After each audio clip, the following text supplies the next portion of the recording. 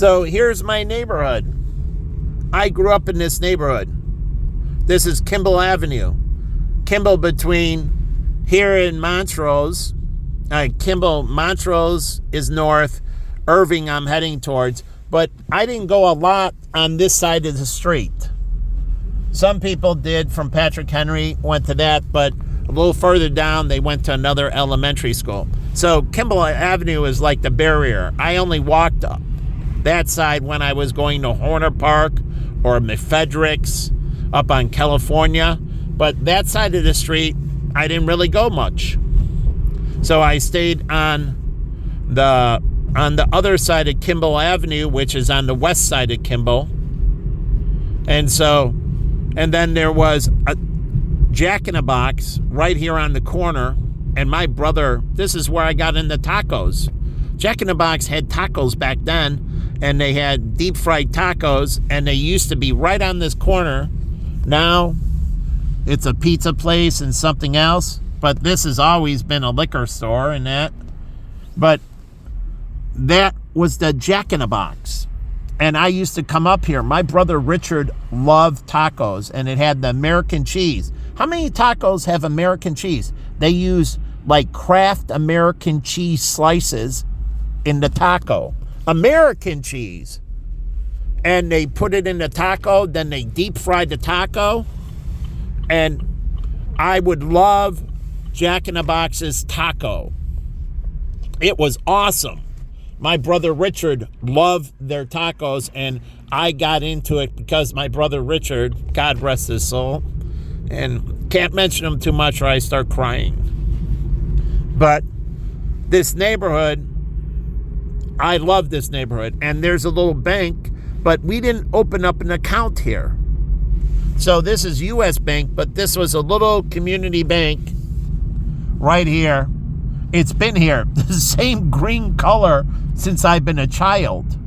Now it's U.S. Bank. But the funny thing is, they didn't go into Patrick Henry High School and talk about opening up children's savings accounts, 5 children's savings accounts, 529 plans for children. They didn't go into Patrick Henry and teach financial literacy or anything. And then McDonald's. I grew up on this here. My brother worked at this McDonald's, and they used to have extra food every night until they cut down, but they should have still offered the employees anything to go for a discount, truly. And if you were impoverished under a certain thing, you can get free meals to go. Free meals to go home. Free meals to go home. Oh. So this was a laundromat. Now it's something else. And this is where I used to go swimming, and this is where I almost drowned. The pool was crowded. The lifeguard, one lifeguard, she wasn't sitting up enough. She couldn't see the heads because she's got to rotate her head. There should have been more than one lifeguard. So I went under, and I saved myself. She came after I saved myself. I would have been drowned, and I would have probably been dead. But anyways, here, this park used to have sprinklers right there. Those are the sprinkler systems. Oh my God, they're still there. But I would come up during the summertime, come up here. They had a sandbox up here too.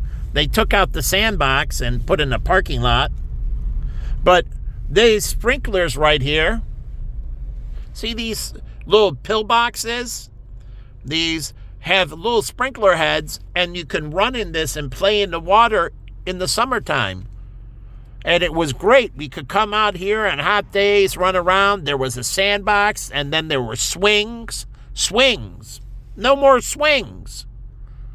No more sandbox. And the swings, we used to swing. They had the baby swing and the regular swings.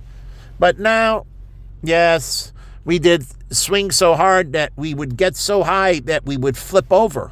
Flip over. Think about that. The chain was long, and then we swing hard, and if you could get up enough, the centrifugal force would carry you backwards, and you would flip over. Truly, not fall down, flip over, and the chain would snap, and then you would swing forward again.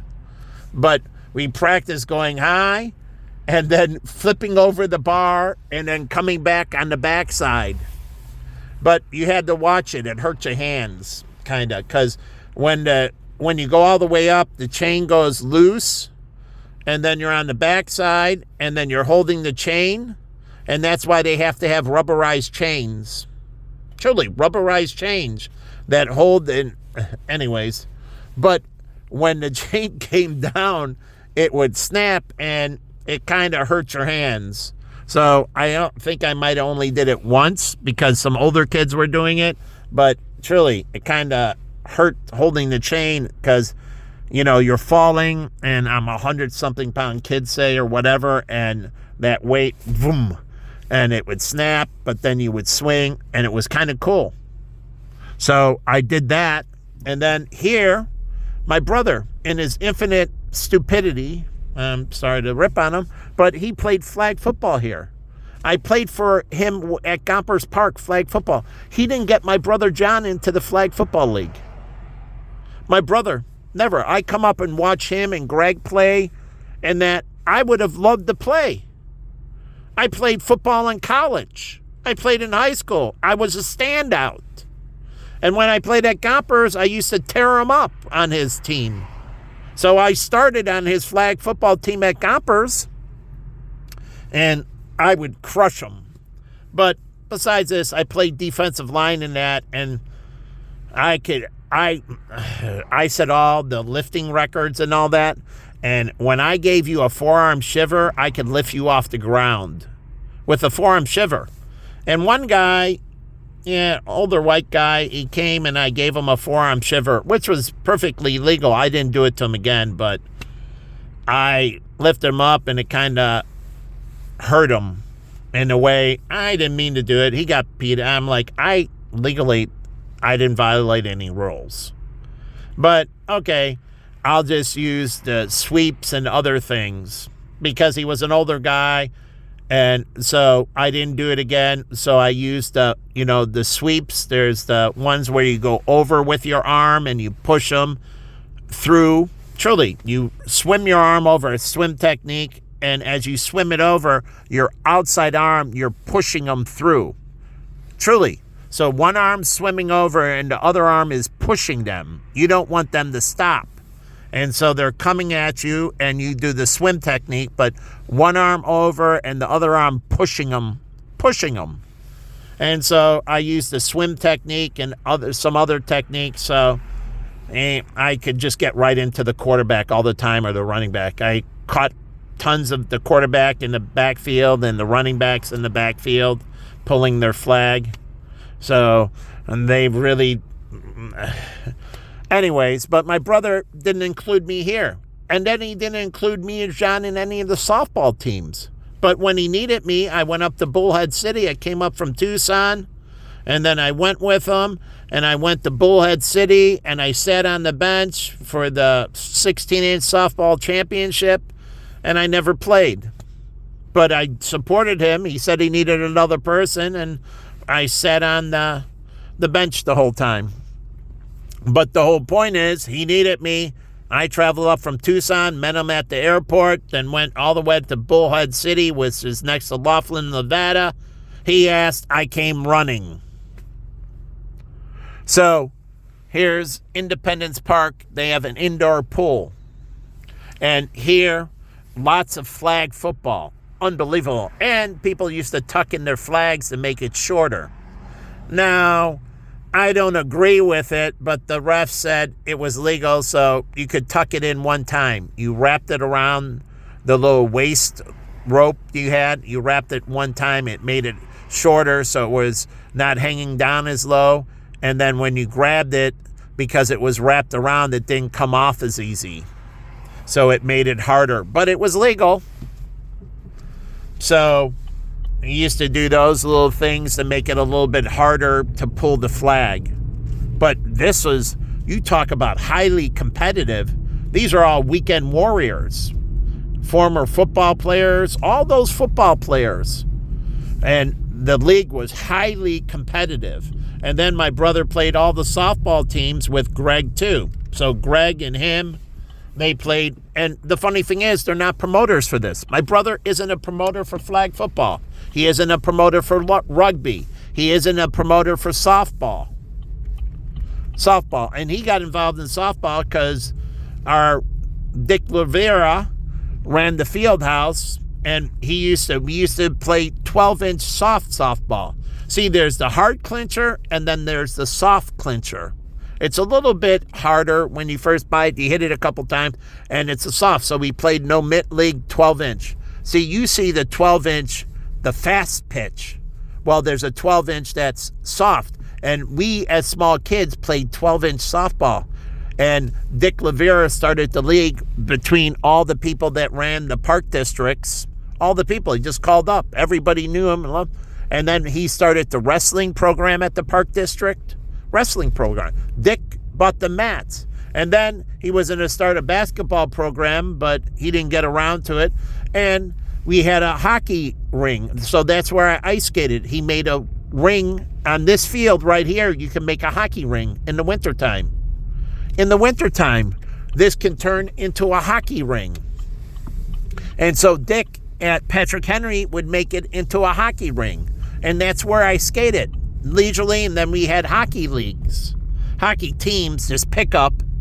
But you have the tennis courts here. You can have tennis leagues. But you have to coordinate it, and it keeps the community healthy. And they don't flyer and talk. You can have walking groups here. Walking groups. Truly, do laps around the park. Walking groups. Truly, here's the sidewalk, and it goes all the way around. Then there's a little trail through. You can have walking groups. And so you can play little flag football with kids. Have a youth league of flag football. I've never seen a small kid like T-ball. They can have T-ball here. You don't need, they don't hit the ball that far. You don't even need a backstop with T-ball. Truly, you don't need a backstop. So you can play T-ball. You can play wiffle ball. If they don't want the ball to go that far, how about a professional wiffle ball league? Me and Pete Sangren, we played wiffle ball. And we played it all the time, pitching to each other, hitting, and it was awesome. At his house, we played it. His father's a pharmacist, and his mother's super nice to me. Pete's parents, that was in Deerfield, super nice to me. And he ran the pharmacy, Litterman's Pharmacy. Just salt of the earth, great people. His parents, awesome people. And Jeff Friedman's parents, awesome people. I don't know why Jeff became such a jerk. His sister wasn't, but he was a jerk. But anyways, so you have this, but there's so much that can be done for the community. Park closes at 11 p.m. You can have pinochle. My brother played in indoor basketball league, not here, but at Gompers Park, not too far. And then Sam, his former, that I really went there before Sam, I became friends with another kid who started his own salon, hair salon. He's an Arab kid. And he used to play basketball at Gompers Park, and we talked about the league. It was competitive, weekend basketball and that. He worked long hours in that. He was an awesome kid, but he would also get in his exercise, so he didn't come into the salon to a certain time, and he would play in a basketball league. And then he left the Blades on Lawrence, and he opened up his own place. But me and him became great friends and talked about Gompers Park and the basketball league. That's where I first saw my brother dunk a basketball. My brother Carl could dunk a basketball. The only reason he had problems is he couldn't palm the basketball. But he could dunk a basketball. So, and then this is where I went to John's funeral, and I think this was the funeral home where my father was as well. I think this was the funeral home where my father's was as well. I was only 7 years old, but almost positive. I haven't talked to my sister. But funeral homes, like I told you, keep remembrances of all their clients, and they keep pictures and memorabilia and so on, and they can have these remembrance ceremonies and people come in and they all together in the funeral home. Now, this is afterwards, after they die, and they have a remembrance of the day of their death. And funeral homes can have these ceremonies remembering the day of their death. Now, it's unlike the cemeteries, but you can go visit the grave and so on and so forth and do other things at the cemetery. But the funeral homes can have these ceremonies honoring you. You come back to the funeral home and you meet the people that were at the funeral. That's why they're supposed to take all the names in that. And then they have this remembrance ceremony. And so every 10 years, or you have a 5-year or a 10-year reunion. 5 or 10-year reunion. Make it every 10 years. So every 10 years they come back and they get to reunite with their friends. Like they do high school reunions every 10 years. So do it a day of death reunion every 10 years. It's not too much of a burden. Excuse me. Once every 10 years. So you can do that. And that brings in all kinds of business. The funeral home never has to have funerals again. Because literally, all those funerals will have all those 10-year reunions if they go back. Excuse me. And contact the people. They can have these day of, remembering the remembrance, and you come back to the funeral home and you get to meet the people and see and talk to them. I like to have the day of remembrance for my father's funeral. Truly. And I forget where my brother was, but again, I would love to go to those remembrance and see the people and talk to them and hash of how things were on those when, what they were doing at that time in their life. And going back and talking about a little bit about nostalgia and history and, how things were through, from then to where you are now. But every 10 years, they'll have new stories. So, new stories every 10 years. So again, you can have all these good things. And it kind of looks like a German lodge right there. A Swiss or Scandinavian ski chalet. So German, Scandinavian, it kind of has that design. There used to be all these German restaurants and so on. I miss that. I miss German food, but I don't know where to get it. So, again, Superior Health Linen. So, again, their business doesn't, like I showed you how to improve the healthcare and do the small things so people are in and out of the hospital. They're there for a day. Pregnant women are in. They have to take their babies in. They might have to do overnight observations and so on. And so they get their work, their business from keeping you healthy.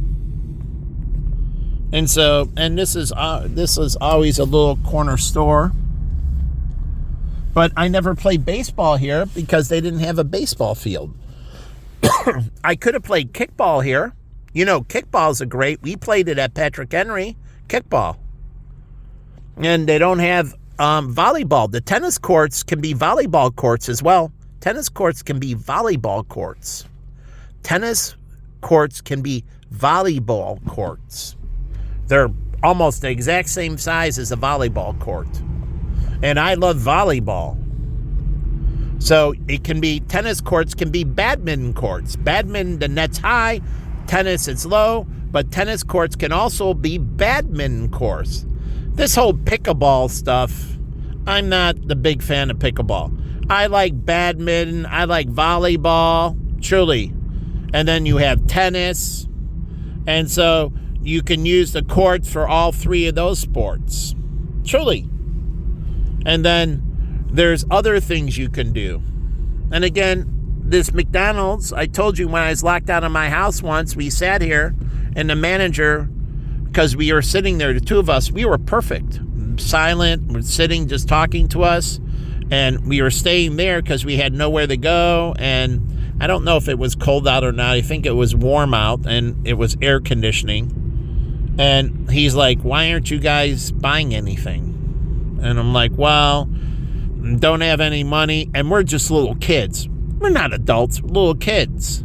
And I'm locked out of my house, and my friend's keeping me company. I forgot who my friend, just keeping me company. And we're locked out of our house. And you don't have any money? No.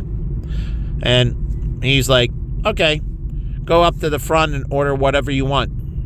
And I'll take care of it. You and your friend go up to the front and order whatever you want, and it's on the house. And he's like, go eat, get some food, and then sit there as long as you want. That's what he said. Sit there as long as you want, and, when go and check out your house and so on. And I'm like, okay.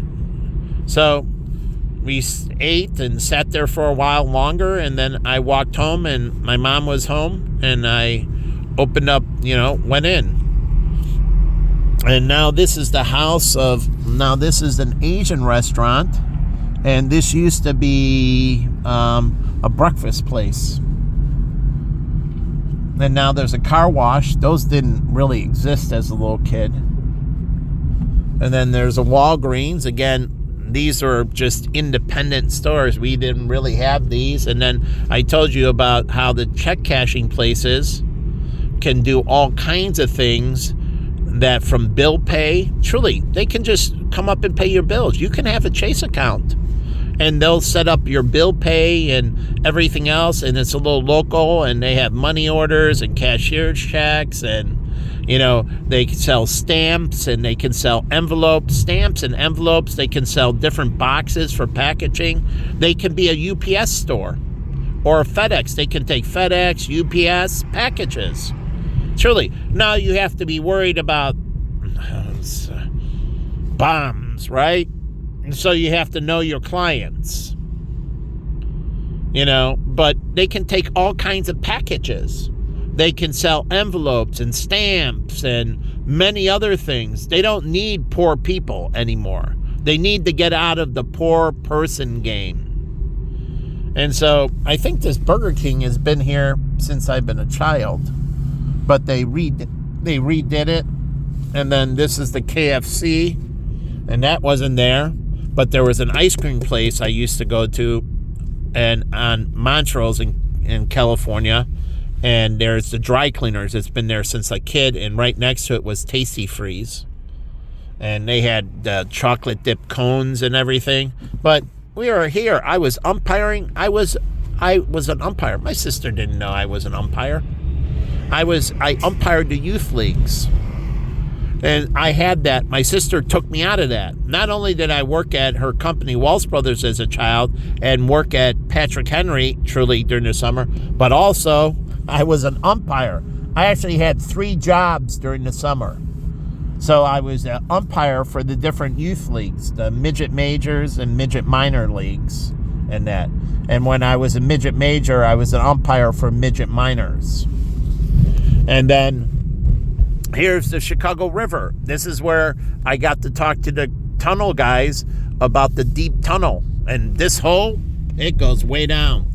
And I got to talk to the construction guys about what they were doing. And, this was a storm flooding and water management system. And they were doing the deep tunnel project when I was a little kid. And the construction guys were nice.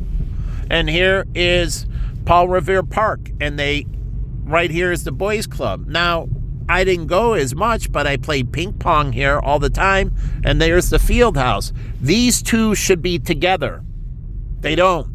The park district doesn't work with the boys and girls club. Why? I don't know. Now, every year they have a carnival. And let me go around. They have a carnival. They raise funds for the boys and girls club. And there used to be a huge carnival behind here. And this is where I played youth football. And it was free. Helmets, pad. And my coach was a heavier set white guy. And he had a beard and everything. Super good guy. And he coached youth football here. And so I played in the youth football league. But just 1 year. Truly coming up, and it was a little bit more difficult. So I don't think I played multiple years. But I should have. But tennis courts again and everything. And so you have all these parks around here. Friends of the Park. Chicago Friends of the Park. It's just not the lakefront. It's every park in Chicago. And Friends of the Park should be actively working to improve the parks. But they used to have a big carnival. This tennis court wasn't here. And this used to be football fields. And, the flying around swings. One of the chains broke and the person went flying into the concession stand. I was on them. They were great, but they had one incident with the chain breaking. But they don't check the weight, and they could put tensioneers on them and check the ability to hold tension. But there was one incident as a child, and the chain broke, and they went flying into, I guess, the concession stand. And I don't know if they lived or not, but it was a big incident. But it used to have this great carnival here, and I came to support the Boys and Girls Club. Yeah, I had fun, but I spent money here that I earned because I love the Boys and Girls Club. But the Boys and Girls Club, I don't understand. They can operate out of the Chicago field houses. And so can the Boy Scouts and Girl Scouts. They can operate out of the Chicago field houses.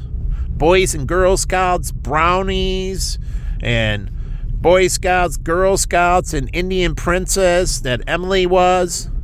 So they can use the park district. And the park district generates revenue from them. So they should be in league, but they weren't. I don't know what this place is, but it's the Good Shepherd. And so, again, it's nice to live in this area, and you got the ice skating ring, and you got Lane Tech and Gordon Tech, now DePaul Prep. So you got good high schools. I don't know the elementary school in this area. So, but the whole point, these are great areas to live in. Truly great areas to live in. And so there used to be, I think this was AT&T facility. There used to be the Baby Bells here. And, this is Western. No, that wasn't it. But anyways, these are great neighborhoods. And they all have their value proposition. But Friends of the Park should be working with all the parks. They can do movie night in the park here. And like I said, Boys and Girl Scouts and other things can use the field house and the grounds. They can have all kinds of youth football and youth programs. And they need to work with the park district. Like Horner Park had all the youth baseball. We used to use the field house for some things and use the park district. But it wasn't run by the park district, I don't think. But I played kids from all over the city of Chicago. I played on an all-star team. I played in the league in Horner Park. But also, I played on an all-star team all the years I was. And so I was around the city, and then I did wrestling. And I met kids from all over the city through wrestling. And then I played bumper pool, and we had between the field house and kids traveled. And I met kids from all over the city. Then I played ping pong, and I met kids from all over the city. And so all those activities, I met kids because these were between park districts and that. And I met kids, a youth softball league. Not only did I play baseball, but I played 12-inch softball. And we had met kids from the other leagues and from the other schools. So, I mean, I don't understand it. You have Lane Tech right here. Lane Tech can use, kids from Lane Tech can be involved in the Boy Scouts, Girl Scouts. They can be involved in these, the females can be involved in the Girl Scouts and that. They can be troop masters in that. Truly, troop masters in that. And so the kids can mentor younger kids in elementary school and so on. They can have the Brownies and Indian Princesses and these kids at Lane Tech and DePaul Prep. And, they can mentor and grow it up. That's how it used to be. Truly. It used to be that way. keep calm and dine out. Yeah. So this is a great school. My friend Victor went here. My partner David Kudo went to Lane Tech. He used to take like 5 buses to go here. And his father wanted him to be a draftsman. And here is WGN Studios. So right here, that McDonald's has always been there. And this is where Goldie Hawn shot the movie. And they can share the field right here between what? Gordon Tech, which is now DePaul Prep, and Lane Tech. They can share that football field. Both of them can share that field. So that stadium for track and field and that, they can renovate it, and they should go in together and renovate this. And then in the back is a baseball field that Lane Tech plays, but DePaul doesn't. They play at Gordon Tech, played football, practice football at Horner Park, and Gordon Tech played baseball at Horner Park. Roosevelt's home field was at Horner Park. Gordon Tech's home field was at Horner Park, and Lane Tech's home field can be at Horner Park. But Horner Park was the home of the baseball fields. And so you had all the high schools play baseball there. So they can have their soccer fields in the stadium here. Soccer, track and field, football, other outdoor sports, right? So, again, and then this is where the Chicago Cubs do remote parking and everything.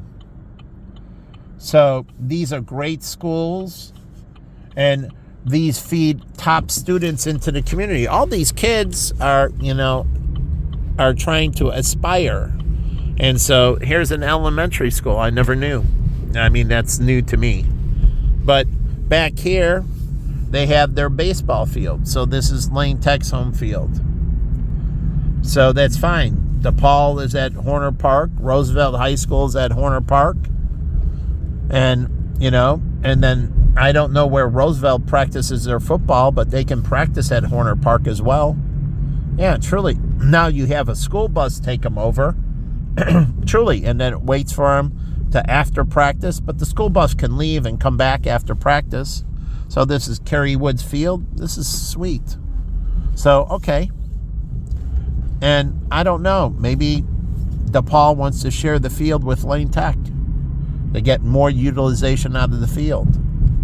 I've actually never been back here, except to play when I played Lane Tech baseball back here once. But anyways, freshman year, I was a superstar in baseball. I hit more home runs and batting average and traveling team I played on, and everything went garbage. Anyways, not going on about that. But I was the number 1 baseball player freshman year. But anyways, they have this back here. I don't know what any of this is. A small woods. So I've never been back here. So I have no idea. And WGN should be heavily investing in the community. Truly, WGN should be heavily investing in the community, and they should be doing stuff with DePaul and Lane Tech and the elementary school. So I know Paul brings on the little kids for, weather and so on, but they can really dive into this local community that's around them, and it would be incredible. So Morgan and that, she can even teach. Truly, the weather staff can rotate and teach weather at Lane Tech or the elementary school and the high school. And you have a tag team teaching. So it's not too much burden. They have one class on weather, meteorology, and they teach, and it's the whole weather crew. It's Paul and Tim and Mike and Morgan and all that, and they teach one class. And each of them take a segment of the class. So maybe, it's 6 months long, the class. So each of them teach for a month. I think there's 5 or 6 of them with the girl. So each of them teach for 1 month. Truly, it's 5 days a week, and they teach for 1 month. And so their obligation's over. Then the next semester they teach for 1 month. So they can tag team the class, and it transitions between them all, so it's not too much burden. But they get to know the kids, and they can build up, a little bit of extra secondary income, and then they get teacher's pension. They can put into the teacher's pension and so on. And here's the malls that we hang out, and they have the food stores and so on. But WGN can really get invested. They can teach a class on sports. Like Pat and those guys can teach a class on sports, and then the news anchors can teach a class on news and politics. News and politics, like Dan Ponce and that can teach a class on news and politics. And it's a side job. It gets to know the kids, and you're doing it where it doesn't need to be over demanding. Or they can do adult classes, like take a class on politics or take a class on meteorology. Truly. And they can offer a basic class on meteorology, a basic class on, news or whatever. Lauren can teach over here. She went to Harvard and news and politics and whatever. And so they can get really tied into the local community and mentor, and that community will grow, and they'll move, get families and so on, and it will build the WGN network. So that's called a grassroots movement. A grassroots movement. And so you start the grassroots movement. And so they revitalize this somewhat, but it can be revitalized more. So this is all where I grew up. I've never been in this bowling alley. So this was like where I planned on staying. I never planned on moving out to, I was already planning to go to Gordon Tech or Lane Tech. Roosevelt was my fallback. There's an entrance exam for Lane Tech, and I was prepping, getting ready for the entrance exam, because you take it at the beginning of 8th grade, I think, to go into the magnet school. And then my fallback was to go to Gordon Tech, because I could have got an athletic scholarship at Gordon Tech. Truly, they have high school, it's a Christian school, and I could have gotten in, so I was going to go to Gordon Tech or Lane Tech. Worst case scenario, I went to Roosevelt, and I would have played all the sports at Roosevelt. I have nothing against Roosevelt, but I grew up watching Gordon Tech, and Gordon Tech was like the best 6A football team in the state of Illinois. They won championship after championship after championship, and I used to watch them out there, their coaches, and watch them practice and hit the sled, and this was all at Horner Park, and they might have practiced a little bit at Mefedricks, but I grew up watching them, and I was a big Gordon Tech fan. And my friend Mike Weiser and Tom Selke and Rob Tobler, all of them went to Gordon Tech. Now what do they do for alumni parties? Truly, Gordon Tech High School. Where does the Gordon Tech alumni go? Where do they go? I don't know, because it's DePaul now. So DePaul can integrate Gordon Tech into the alumni. Truly, into the alumni. So the alumni of Gordon Tech, they keep it, and they transition in remembrance of Gordon Tech, and they have the reunions at the high school. I mean, you can have the reunions at the high school. Again, we're going by here, the Boys and Girls Club, and they can work with the Park District. There's a basketball court and everything in there. But they didn't, but they could. And the people that run that coordinate with the Boys and Girls Club. They can work together. And then you have baseball. And I used to watch the big Latin American soccer leagues. And I have nothing against soccer. But they have it here.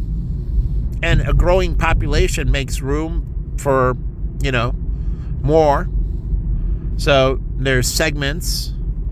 And so, again, I used to watch all the Latinos come here and play soccer on the weekends. Yeah, they have big soccer leagues here. But my brother, I played hockey, and I used to skate at Mefedricks, the ice arena here. So there's incredible amounts to do around here. And the neighborhoods are good. I never had crime problems per se in general. So, again, there were no drive-by shootings or shootings at the park. There was never. We didn't even have people overdosing at the parks. There were no overdosing. No, my brother did get it, but in one park there was some gang activity, but it wasn't here at Horner Park or McFredericks, or it might have been at Little Gomps. There was some, but I didn't go much to Little Gomps. But up here there was none, and so this was a great community, a great park, and this is where I met my friend John, and we talked about the pedophile. So we met by a hill over here. There was a hill and there were swings. There's little swings by it. I don't know if it's still there. And it's by the field house. Now, the umpire, there used to be a little side cement field house, a small little field house. This is it. So let me show you. This is where our field house for umpiring. And so, but you can have T-ball and everything. Oh, no, it's not here. No. Is it? Is that it? That's something else. But there used to be a little field house, and that's where I pick up my balls, baseballs, and I pick out my schedule, what games I was umpiring and everything else, and my little clicker, and I wore the black uniform. And I had the big black pad and the face mask. And I think this might have been it. I don't remember correctly. This could have been it. I thought it was smaller, but this could have been it. But you can have all the refs in that come in for the leagues, and they can have the T-ball leagues, and all this stuff here can generate incredible amounts of activity, beating juvenile diabetes and adult diabetes, walking around the park, all the walking leagues. But we're friends of the park. Like I said, for independence and all these things, they're supposed to be doing all the Chicago parks. It's friends of the Chicago parks. And so they have here, I think this might be field hockey, or actually, girls field hockey. Girls field hockey. And you can play girls field hockey. Jenna played girls field hockey. And so you can have girls field hockey. And, I don't understand professional hockey. Why doesn't it promote girls field hockey? They still use, it's a little bit different in the game. But, again, they can promote girls field hockey. They can have lacrosse here. But Major League or the NHL doesn't have to promote hockey per se. They can promote girls field hockey, and you can get girls field hockey and get them skates. Usually they do it with shoes, but it can be in the ice league too, girls field hockey. So again, and this is where we had the draft for Horner's Park, and I was an elite player, and you could only have, I think, 1 or 2 elite players. And so for every team to make it fair. So they rated all the players. Everybody got rated. And when you draft people, it was all based on rating to try to make the parity between the teams, making the league more competitive. Oh, yeah.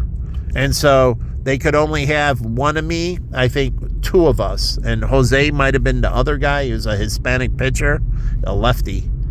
And his father was the coach as well. And only 2, I think you can only have 2 exceptional players. And then you had to fill in with everybody else, but they all had ratings. So you had, like, say, level 10 players. You could only have 2. Then there were 9, 8, 7, 6, 5, 4, 3.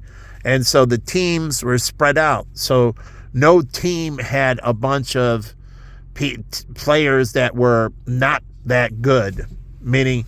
So it made it good because everybody could play, because you didn't have a team full of players. So the games weren't 20-0 and so on. The games were highly competitive, truly highly competitive, and that everybody got to play. And so you only had a few players that were below average, below 5. And so it also made no one pick on them. Truly, no one picked on them or made fun of them because they usually played second base and there weren't a lot of left-handers, so they didn't get a lot of balls, and we didn't run double plays, and the shortstop usually was the one covering for stealing. And so, anyways, it made it so at every level you could compete by spreading the players out. No team had too many players that weren't that good. So the league was highly competitive. Everybody got to play, and no one picked on anyone. Truly, on my team, we had kids that weren't that athletic, and we had one kid that was a little bit heavier, and he got in, he played at second, he got the bat and everything else, and it was okay. Because when you pile all the weak links into one or two, then people start, first of all, they get demoralized because they're on teams that get destroyed, and that causes them to be a target of picking on because they're not competing, they're not doing it, and so on. And so no one picked on it. I never had to stand up for anyone at Horner Park in the baseball league. There was no one in the whole league. I never saw one kid get picked on, one kid get teased. My friend Billy Percival, he played, and he was a little bit older than me, I think, but he was highly competitive, and he was a great kid diving for balls. He was a great athlete. He was more of a slender kid, and he was a little bit older. I used to hang out with Joey Markowitz and Billy Percival and that, and Markowitz, he smoked marijuana, and that's why, and he went to a lot of, but his older brother, he used to pitch, and I used to hit, and again, his oldest brother, I used to play a lot of baseball with. He was a great guy. Joey, he smoked marijuana and that, and I used to hang out and watch him, and Billy smoked it some of the time. It did truly deter Billy's career, and it destroyed Joey. So it destroyed him. And you say, it really suppressed his activity, and really it caught up with him. And then somebody got in a fight, and Ricky and that, and they hit him with a baseball bat, and the Farleys. And I had the oldest Farley, I think Butchie, I never had a problem with. But the two younger brothers, I had to kick their butt, both Ricky but I kicked their butt. And so around me, they were in line, David and Ricky. I had to beat them up. I didn't try to I tried not to. I was good friends with them, but it's kind of trying to find their pecking. And I had to kick their butts. Truly. And then once I kicked their butts, there's no more problems. But the oldest brother, Butchie, I never had a problem with Butchie. Butchie and me got along perfectly. He was a good friend to me. I had more problems with Ricky and David, but most with David, who was the youngest. And they, I guess, beat Joey Markowitz with a baseball bat and gave him cognitive damage. Hopefully now with modern technology and that, and just like the other kid who's a friend, Jax, and I worked with him in that, and he got beat with a baseball bat, and he got cognitive damage, and now they can repair all that. So this is where my brother almost died, and this hospital, Kendrick Hospital, they did the right thing. I'll never forget that. They saved my brother. They couldn't save him. They recommended, and I was there with my mother and recommended him be moved to Children's, and they said, we can't save him, and we don't have the technology and capability, and they referred him. Now, it would have been nice if they got a referral fee to incentivize doctors to do the right thing, but they did the right thing, and he moved him, and they said if he stayed here, and I was right there, if your son stays here, he's going to die here. We can only comfort him, but we can't do anything for him. And so he went to Children's, and they found out tuberculosis of the bone, and they were able to save him. Now, there was medication and some other stuff that ended up shrinking his liver, and he died of a staph infection. So the drugs were pretty harsh on the liver, and they should have watched that, but they were trying to save him from the tuberculosis, and they didn't pay attention to the other organs. So they saved him in one way and damaged him in another. So, but they don't do that anymore. You gotta watch things. It's a balancing act. Yeah, you're treating one thing, but you don't want to destroy and cause problems in other areas, because now they get over one thing, but now they're left with another problem. And here's where Wells Park, and this is where I went boxing. This was the boxing league. Carl boxed up here. Now, I went on my own, and I came up here to watch him, and then he was in the Golden Gloves. But again, he could have got me and John involved in boxing. And then he got involved in martial arts at a very young age. I mean, younger. But he could have got us involved. He got involved in Kung Fu. But again, he could have done this. And I'm telling you, not because I hate my brother, but he could have, and my friend Mike Weiser and that, play softball at that park. So I'm just saying, my brother could have engaged, like graduate school. He went to grad school. He never worried about me and John getting a college degree, going to graduate school, or anything. And I'm saying he could have worried about more of that, and he didn't, and he should have. And so you have to do these things. As much as I said one thing, but they didn't worry. Like my sister didn't worry about my advancement and my college degree, but I always worried about her. So in one way, things were good, like I told about protecting from bullies and that, and but in another way, there wasn't enough. And I've always helped John, and John could have done a better job in helping me. So we had dysfunctionality in a way as siblings, not helping each other enough. Truly. And that's called family dynamics.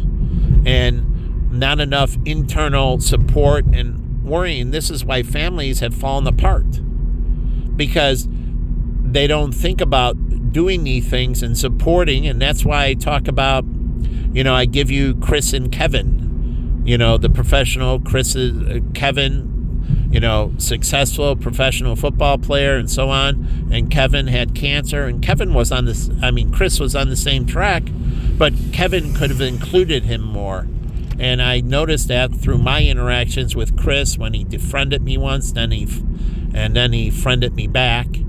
But he had this little bit of resentment of where his life should have been compared to, and the cancer. He got one more year, but he wasn't the same athlete from the chemotherapy and everything. I think it was chemo. I don't know. Chemo.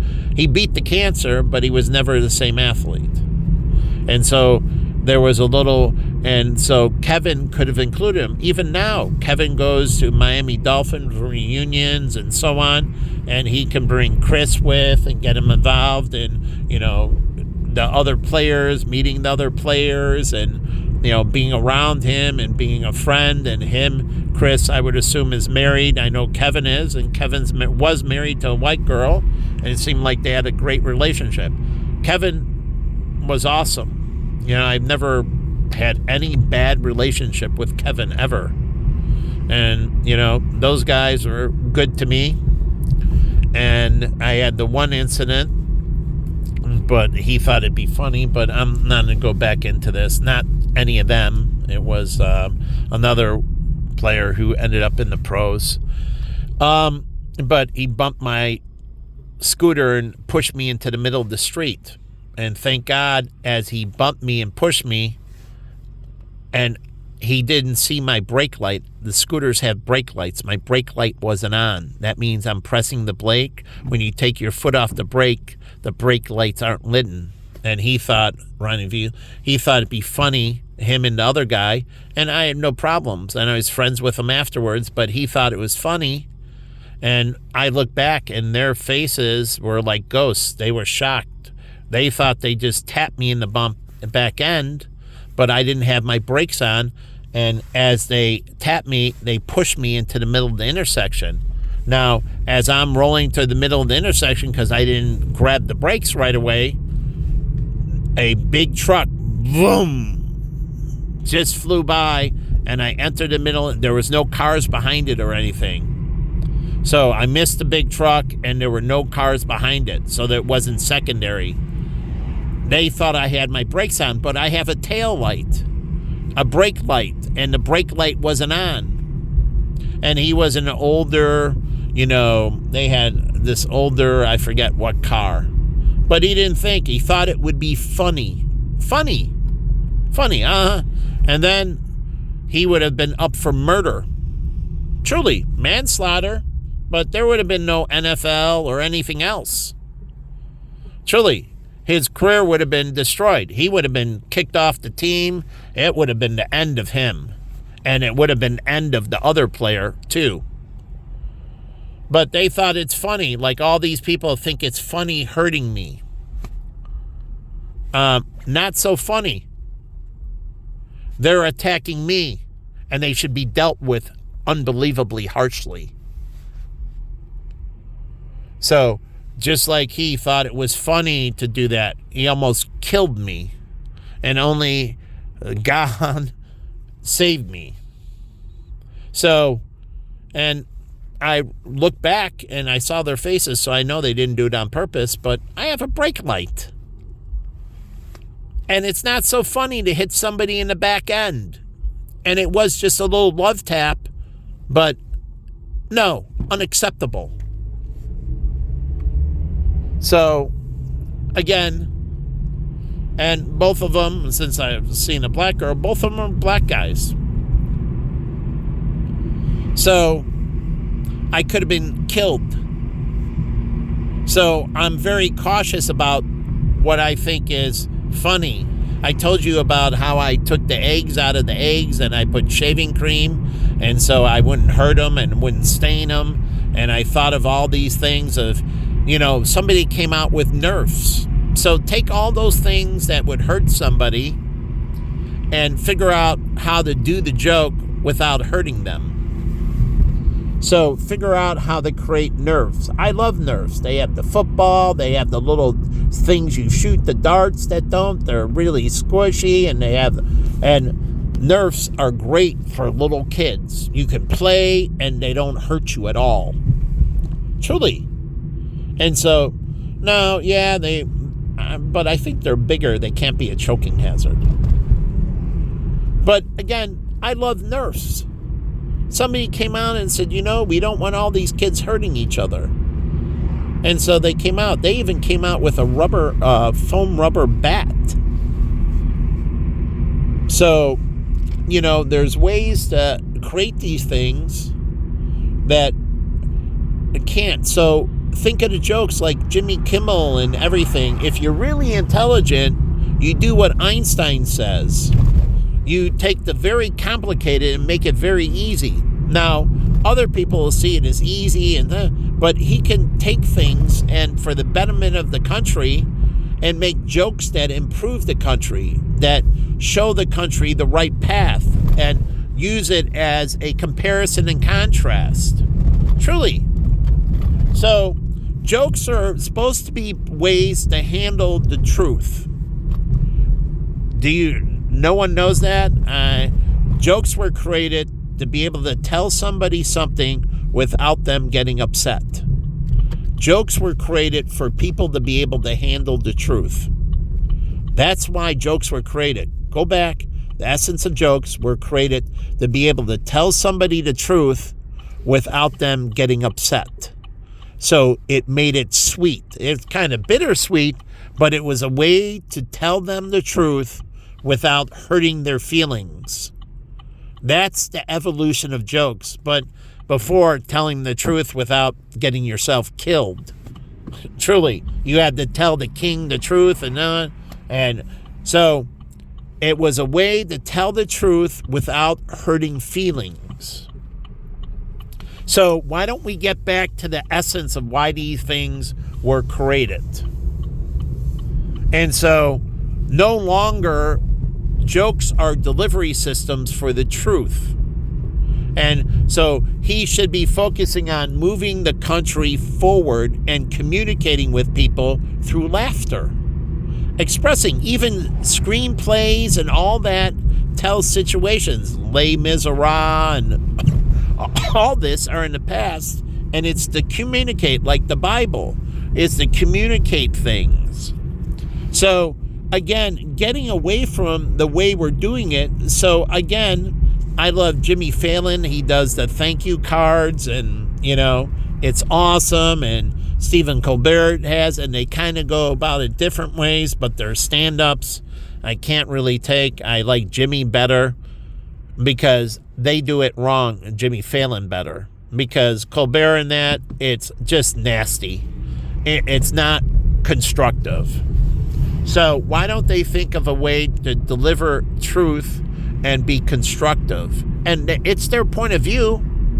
Their point of view, how they think things should be. They're delivering and using the writers to deliver information. He was on The Daily Show. It's supposed to be political satire. It's supposed to be funny. But The Daily Show was created to tell people the truth without getting upset.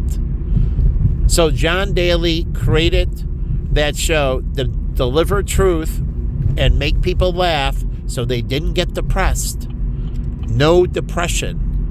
John Daly did it correct. He was trying to deliver the truth, but he didn't want people crying and getting sad. And so he found out how to deliver the truth. And Stephen Colbert was on The Daily Show. But again, people move so fast. He was on forever, and then it was like turning from one person to another person to another person. I don't watch The Daily Show anymore. But with John Daly, I watched it, and it was a way to deliver the truth without getting people upset. So you can talk about racism or these acts or about demographics and racial tension and so on. And this was to deliver things without getting people upset, but they got the truth. You knew it was the truth, but it was done in a funny thing. Like I watched Late Night at Harlem. And it was all black crowd, right? And black comedians. And they got up there and they told the truth. So I don't know if anyone's but they tell the truth. Do you know black people do this and so on and so forth? And the black people, because it's the truth, and they'd be like, that's it. And it was funny, but it was put in the thing to make them aware of certain habits. So the comedians they could have done a better job, but they were taking habits and bringing it in a way where people could laugh at themselves. So it was black people laughing about things in their life, hardships in their life, things that were going on, but they made it into a comedy show, and all the black people were laughing, not crying, laughing. And they're like, yeah, that's true. And it's and the way they deliver it, they're like, that's so hilarious. And they could laugh at themselves. And they're like, oh, yeah, that's right. We do that. And so they did this, but it was only on real late night. And it did have a good theme. But the whole thing is they're political activists in a way, making people aware of things about themselves and about things going on in the world. And Yui got kicked out of the Chinese restaurant because he ate too much, truly. And they told him not to come back in that because, he had the buffet and he ate a ton. And they ended up, but he didn't rip on the Chinese people, meaning he didn't go there and protest the restaurant. He put it into his stand-up. So watch. And he talks about getting truly kicked out. And then he talked about how his friends were jealous. Oh, yeah. Louis Armstrong talked about how his friends were jealous because he'd get up in midday or afternoon and then leisurely go to a restaurant and then prepare for his skits. And his friends, he wanted them to know he knew they were jealous. But it was a way for him to communicate to his friends. Louis didn't want to hurt him. They were truly friends. But he's like, hey, guys, don't hate the messenger. Don't hate me for this stuff. You know, my lifestyle is my lifestyle. You chose your professions and you do, so don't be jealous of me for my profession. And he would convey it in jokes, and he'd talk about my friends and I get up for, you can pull up the stand-up. But he wanted to communicate to them, and he wanted to show other people that, hey, some people have this going on, and some people have these lives, and you have this life. And, you know, we each to our own, and we have these things, and don't hate me for who I am and the things that I have in my life. And as I don't do this to you, and Louis was conveying, I don't do this to you. I love you as a friend. I watch out for you and so on. And he does say that in his stand-up. I would hope that you would have reciprocity for me as well. And he would tell it in a joke, and the audience would laugh, but he was communicating about his friends. What he thought they were doing was unbelievably unfair to him. Unbelievably unfair. And now Jeff was talking about a redneck, a white guy, but it didn't have to go away. He just didn't understand the redneck, how to tell a redneck. But again, this is informing people of their habits. And he could have been an activist to improve the community and make people aware of these habits. And then they're in the past, and now it's just a pure joke. They don't do any of the evil anymore, and it's just a pure joke. So I used to laugh, but the whole point is he needed to have action to correct these activities. Rednecks were field hands. They had their head down all day, and the sun would be beaming down, and white people would get burnt necks. So rednecks weren't pieces of trash. They were white poor that were hard-working field hands, and they had the hair, but they had the bandanas, but the neck was exposed, and they would get really red necks. Not on the front side, on the back side. And so they called them rednecks. But they were hard-working, white poor. And so all he had to do was use it to tell them of these tendencies, and then the jokes could have went on, and that was in the past. That was then, this is now. It doesn't apply anymore. And then the Asian comedian, she used to tell her jokes. And then the Indian comedian talks about her parents and that, but it's creating awareness of habits and what's good and what's bad, and they can separate them out, truly, and move forward. So I love her, sing. And she's just making awareness, and she can be proactive with changing people in the community and making things better.